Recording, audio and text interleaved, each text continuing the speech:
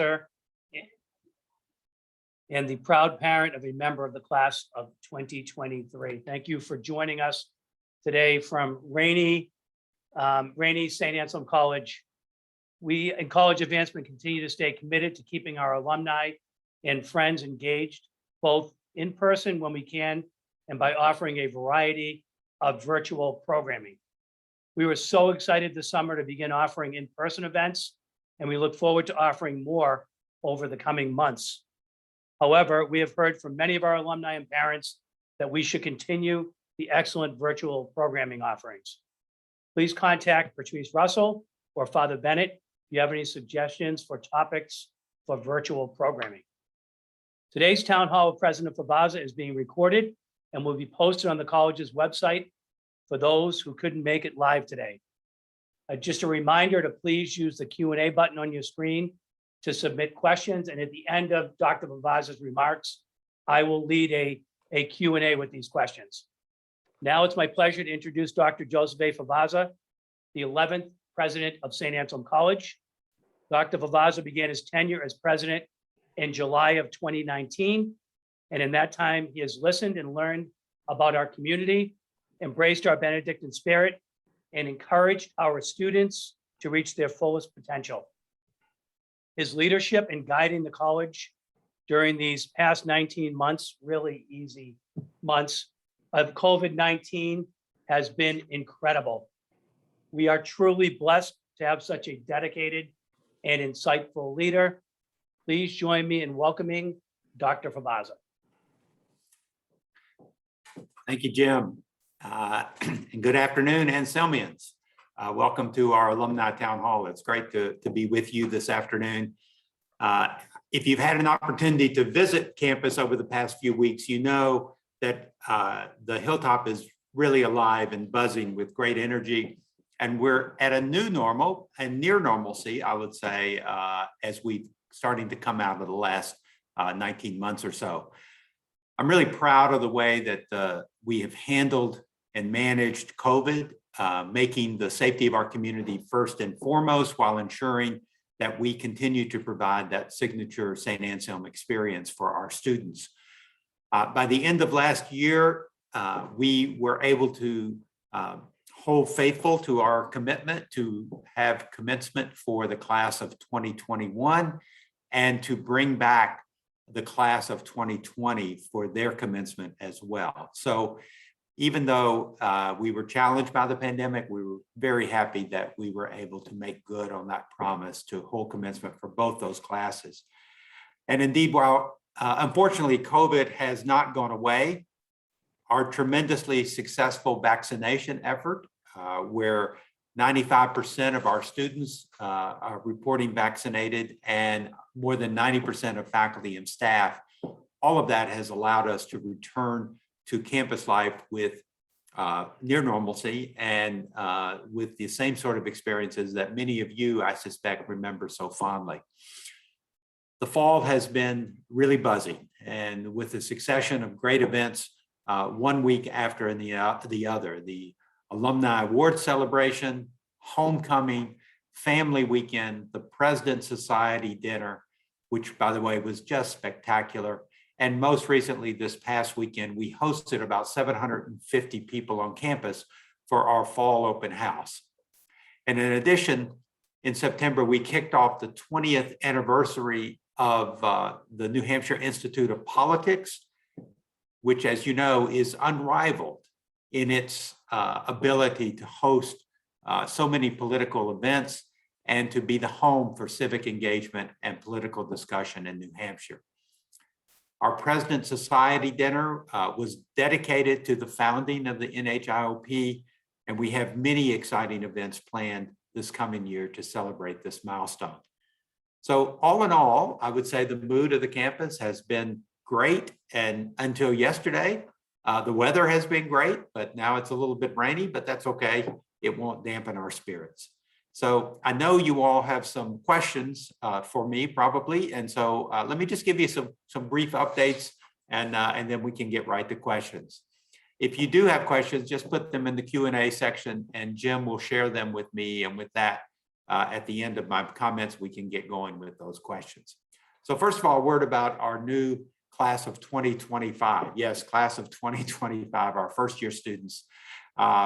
It includes about 480 and 15 transfer students, and very strong academically. Most popular majors, no surprise here, nursing, business, biology, criminal justice, and politics. Our first years have arrived from 20 states, including Arizona, California, and Texas, and 2 countries. And our transfer students join us from 6 states as far away as Missouri and Alabama. And amazingly, 98 members of the incoming class are first-generation college students. So given the incredible challenge we faced by COVID, we're very pleased with the caliber of this class. And many of you know this already because an impressive 49 first years are legacy students of our Anselmian community. And so already we have turned our gaze to the class of 2026. We're off to a great start with, as I mentioned, an open house that we were able to hold on campus on Saturday. And our campus tours this summer have been very strong, with almost 1,000 students visiting June, July, and August. We've had summer preview events, and as I mentioned earlier, we just, we now can hold some in-person events, and so we're off to a great start. But having said that, that doesn't put you off the hook, because if you know of someone who is looking at colleges, make sure you share your St. A's experience with them, because sometimes coming from an alum is a very powerful affirmation of a college. And so continue to be a partner with us in our recruitment efforts. Let me just say a word about our strategic plan. We're really excited about this. With the competition among colleges and universities being very strong, and particularly here in New England, it's really important that we focus on our future and our ability to remain a vital and vibrant institution. So with this in mind, I'm pleased to share that our Board of Trustees at their meeting a couple of weeks ago voted very enthusiastically to approve the first phase of our strategic plan, which we are calling Vision 2025. The strategic planning process provides a roadmap to a successful future for the college. And Vision 2025 is a 4-year plan that is anchored in 5 pillars. Let me just mention real briefly: academic innovation, transformative learning and career preparation, partnerships, access and inclusion, and stewardship. And so the first phase of the plan, so the first year of the plan, which is this year that we're in, is really developing some key strategies that will advance each of those pillars in their own way. And so, for example, just to give you some sense of this, under academic innovation, we've appointed a presidential nursing commission to enhance our nursing program as we move forward. Nursing program is so important to us and has such a strong reputation among our alums. We want to make sure that it continues to be strong. We are launching some new interdisciplinary undergraduate programs, and I'll speak about those in just a few minutes. And we're launching, again, our approved graduate programs. As you know, we launched last year a criminal justice 4+1 program that now has a cohort of 23 students and will graduate in May 2022. Second class begins in January, this coming January, and will graduate the following year. Our education department is moving forward with a 4+1 program in special education. And we hope to have our final accreditation approval for that program in early November, and we will begin taking applications December 1st.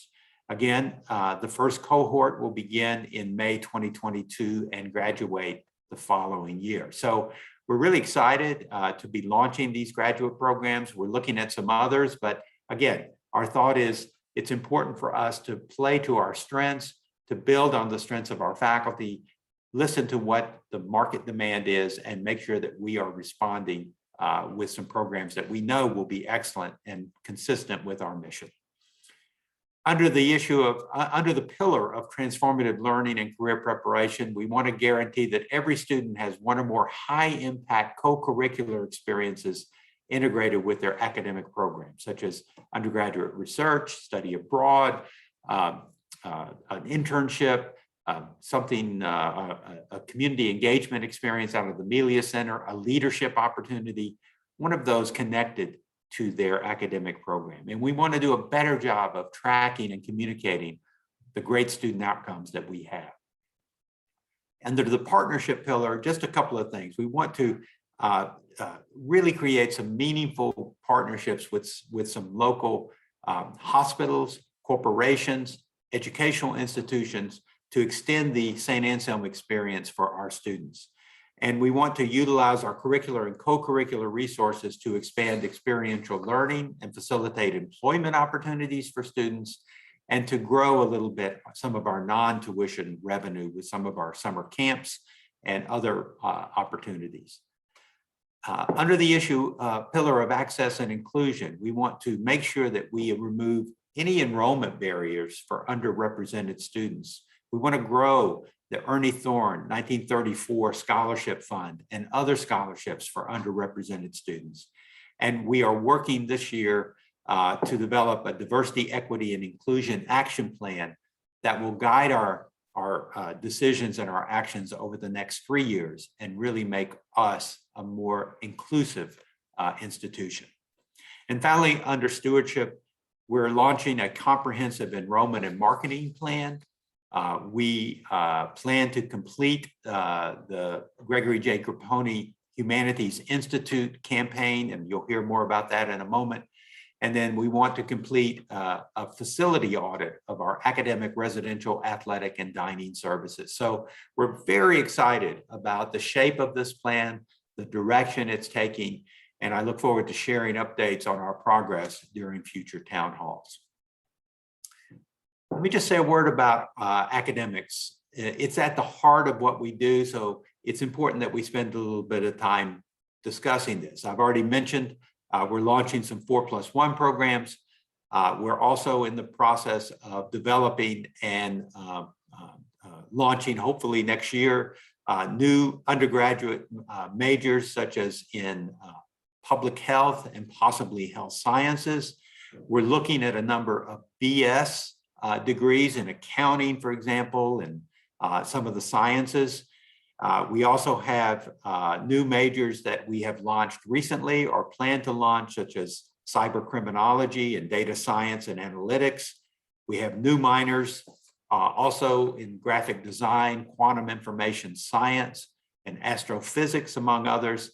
So we are looking hard, and I give kudos to our great faculty who are being very innovative and working with us very closely to make sure that we're offering programs that continue to be cutting edge and attractive to our students.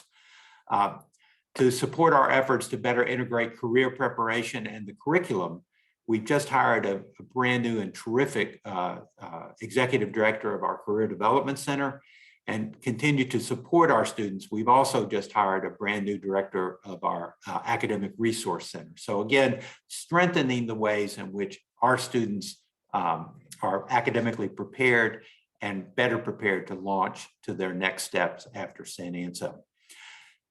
We're really focused on making sure that we make the case of the value of a distinctive liberal arts education, and that our students have multiple skills and career pathways that they can pursue coming out of this great institution. So we're working on this. We have a variety of things that we're doing, some related to international programming. Once we get beyond COVID, we want to just make sure that every student have these great co-curricular opportunities that connect to their majors, because at the end of the day, we want to make sure every student can tell a compelling story about their experience here at St. Anselm. We welcome alumni ideas and partnerships in achieving our goals and telling the story of the difference that St. Anselm education can make.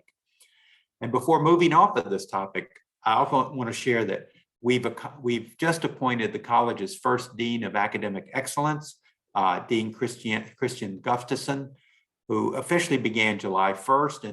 And Dean Gustafson's new role is part of the strategic plan and ensuring that all of the student-facing programs related to academics, from career development to study abroad, to the honors program, to the academic resource center, all are working together to reach their full potential.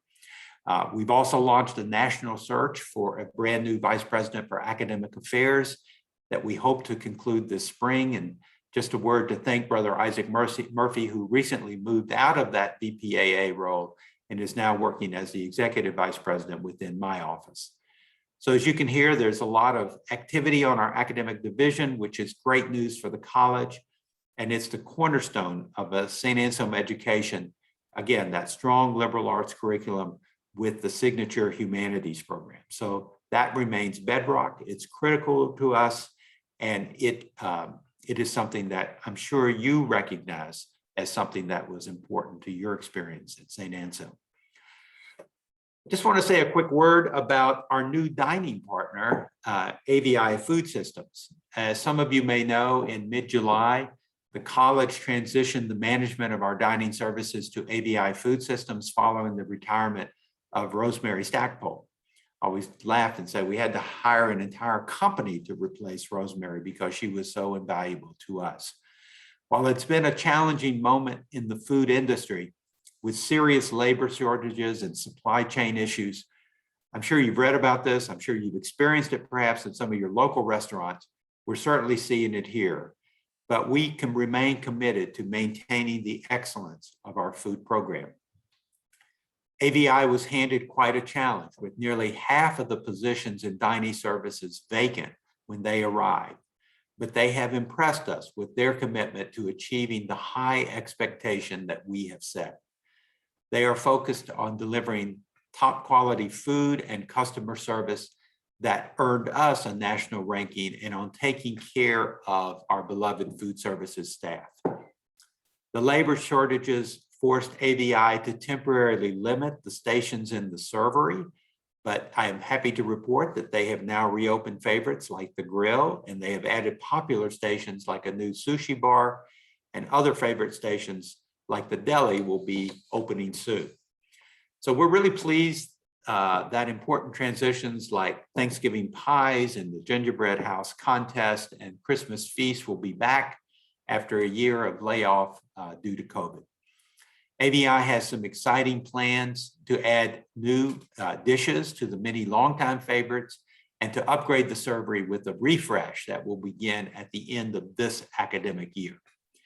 But let me say a word about that, since we've heard that some folks are worried that Davidson Hall will lose its character. I can tell you that no changes will be made without first being approved by the college, and we will certainly be looking to get much input from students throughout that process as well as we move forward. We're committed to refreshing Davidson, but we promise you it will retain the character and the tradition that you cherish. So if you're on campus, be sure to stop by the dining hall and see for yourself how AVI is doing. And finally, a few words from this corner of our campus, our advancement and our alumni relations team. I know I don't have to tell you this, but indulge me for a moment. Jim and his team are so passionate about the betterment of St. Anselm and so creative in their outreach efforts. I can't imagine a more impactful group of people than these talented and dedicated staff. Here are just a few things that are happening in the advancement space. As I mentioned, we launched the public phase of the Gregory J. Grapponi Humanities Institute building campaign.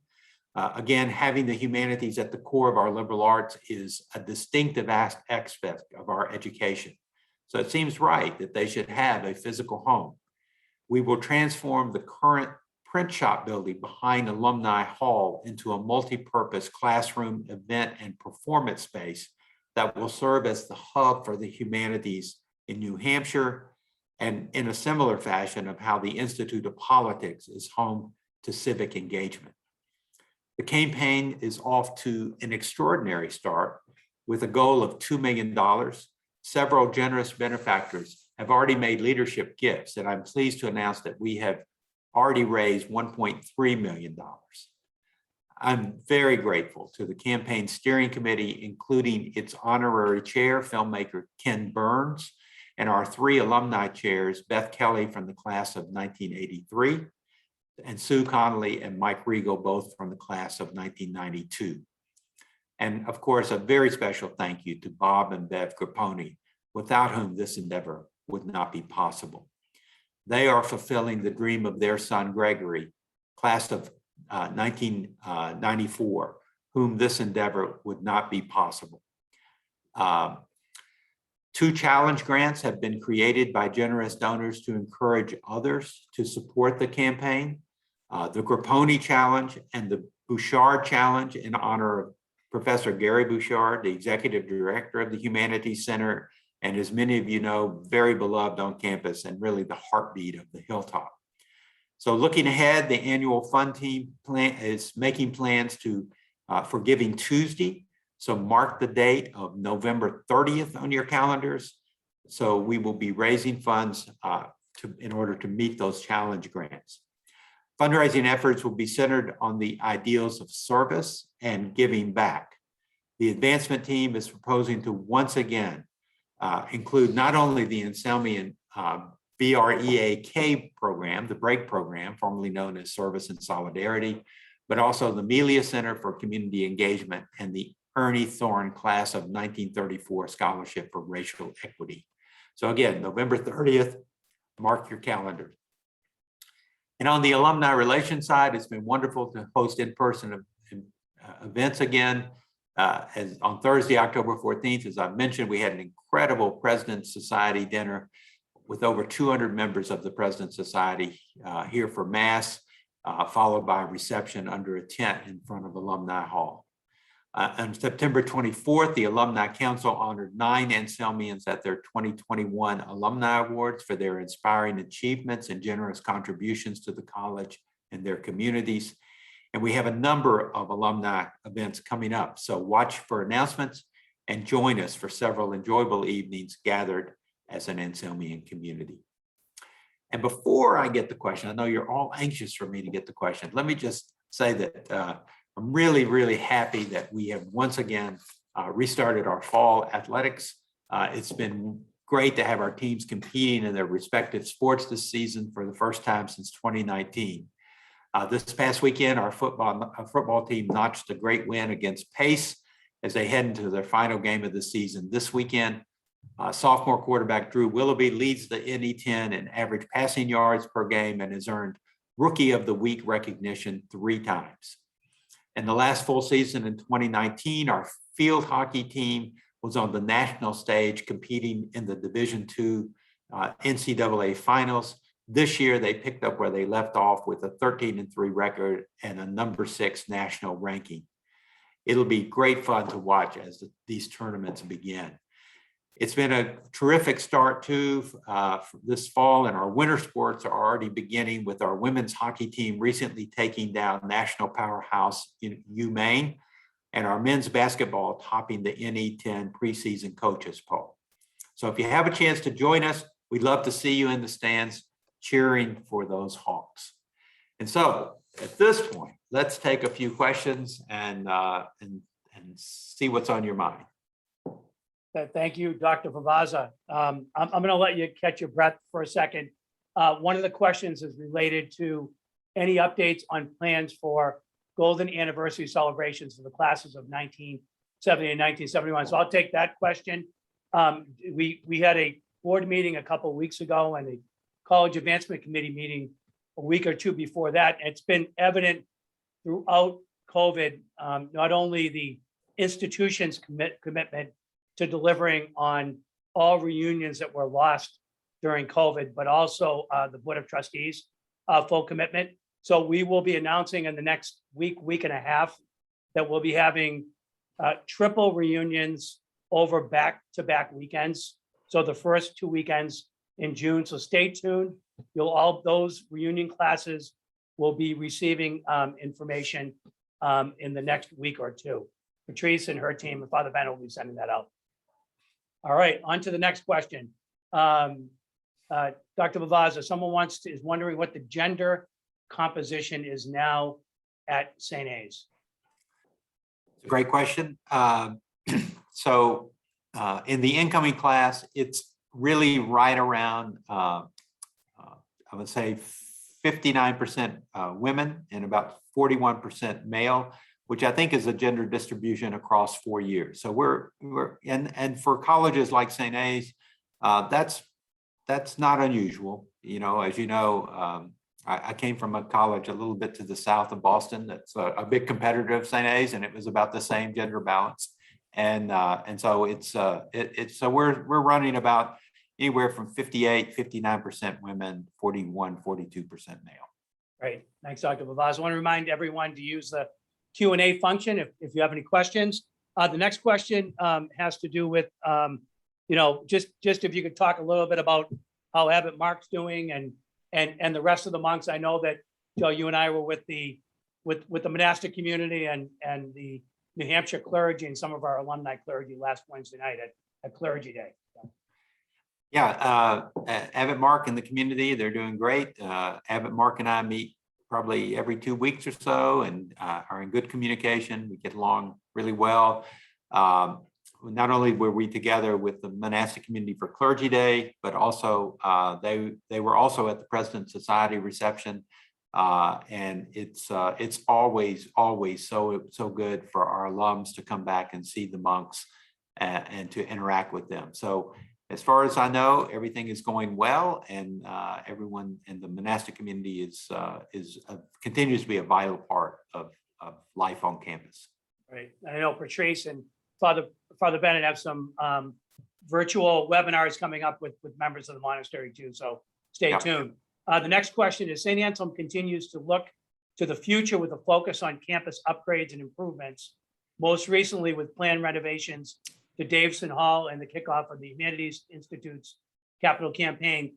What is the best way for alumni to not just stay informed, but to continue to support the community with feedback on these other projects? And I would add, contributions. I'm kidding, actually. Feedback on these and other projects. Well, I can tell you that it's really important that we get alumni feedback on these projects. If you have thoughts about if you want to see some of the initial plans, even for the Humanities Institute, by all means, be in touch with Jim and his team. If again, the planning for the refresh of Davison Hall is still at its early stages. So as we have plans or as things get developed, as we seek feedback from not only from our alums, but also our students, we'd certainly like to hear from you. So by all means, if you're interested in that, make sure you shoot Jim or Patrice a note, and we'll make sure that you're part of those conversations. Thank you. The next question has to do with, describe the mood on campus this year compared to last year. And I don't know, Dr. Favazza, you want to talk a little bit about, the experience you had during, family weekend and homecoming weekend, and certainly this past weekend, and, compare that to the fact that we didn't have any of those last year. So. Yeah, it's quite different. I'll say that. Last year we had no big events at all, and we couldn't even have big gatherings of students, and so it was very limited.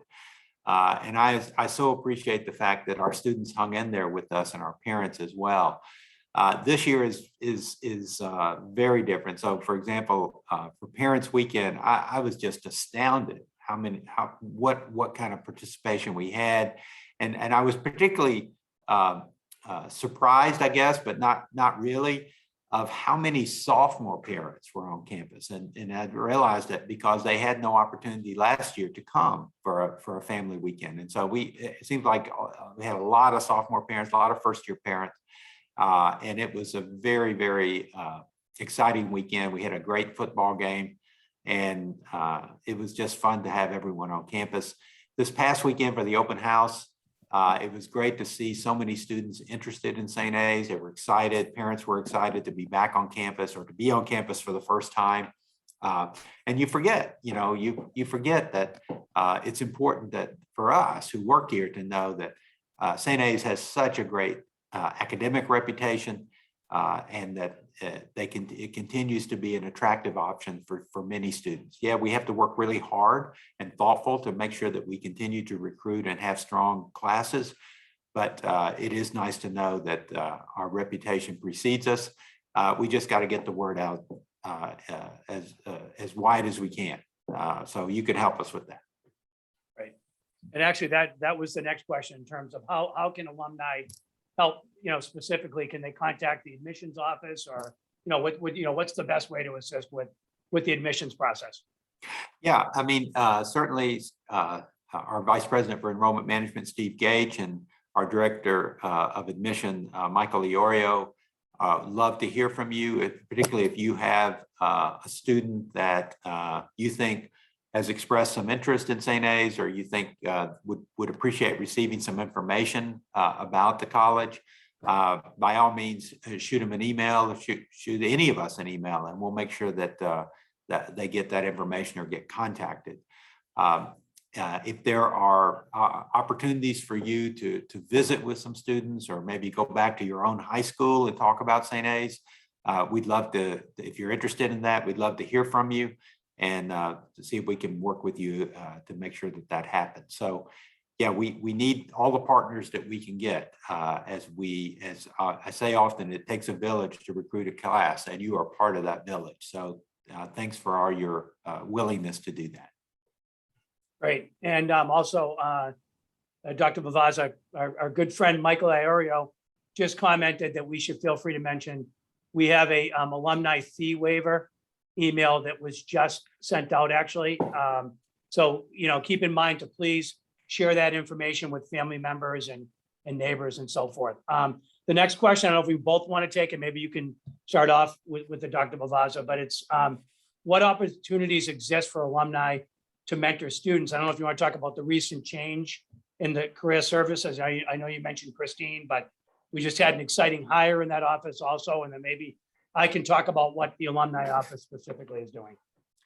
Yeah, I mean, I think we do have a new director. I think he's very interested in making sure that we give, we create some intentional pathways for students for internships and other opportunities, mentoring opportunities. So if you're at all interested in that, again, be in touch with us, because there may be ways for us to work with you to make sure that happens. And I know within your office, Jim, you're thinking of some things as well, right? Yes, yeah. So please contact either me or Patrice or Father Bennett.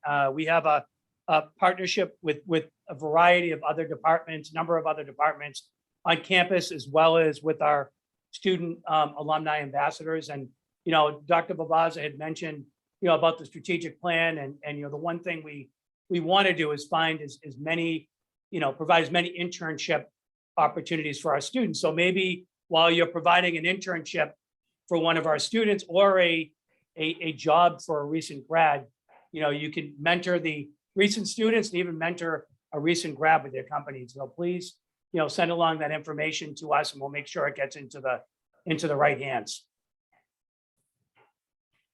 So final question, Dr. Favazza. We seem to get this what books are you and Dr. Patty Favazza currently reading in all of your spare time? Well, let's see. So I can tell you that I just finished the book that Abbott Market actually recommended to me, and I'm trying to remember the exact name. I think it was The Walk to Eternity or something like that. It's about it's a guy named Tim Egan, who actually took a pilgrimage from Canterbury, England to Rome. It's along a very famous and medieval trail. And it's his reflection about faith, but also kind of the current state of the world, and very insightful book. And I recommend it to you if you're interested in that. It makes me want to go walk that trail, though I don't know if the college would let me have 3 or 4 months off to do that.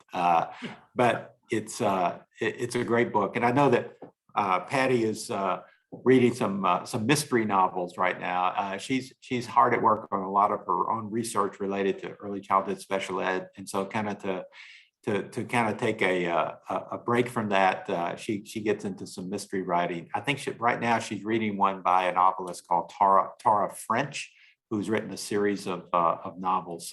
So again, we enjoy reading. It keeps us alive and engaged, and gives us a nice way to escape at times. Great. That about wraps up today's webinar, and I want to thank, I'm going to give you the final word, Joe, but on behalf of, the Advancement Alumni team, just thank you for taking time out of your busy schedules to join us today, and I'll turn it over to you for the final word, please. Well, again, I just want to say thanks for joining us today. I know it's middle of the day. Some of you are at work, taking your lunch break to do this. And I so appreciate your continued engagement with your alma mater. We need that engagement. We need you to be continue to be part of the family. And because we have challenges ahead, and the more that we have pushing against that rock behind us, the better. So again, thank you. I hope everyone has a safe and not too scary Halloween. And as we head into the beginning of the holiday season in November, hope you have some wonderful days with your family. And I look forward to seeing you around campus.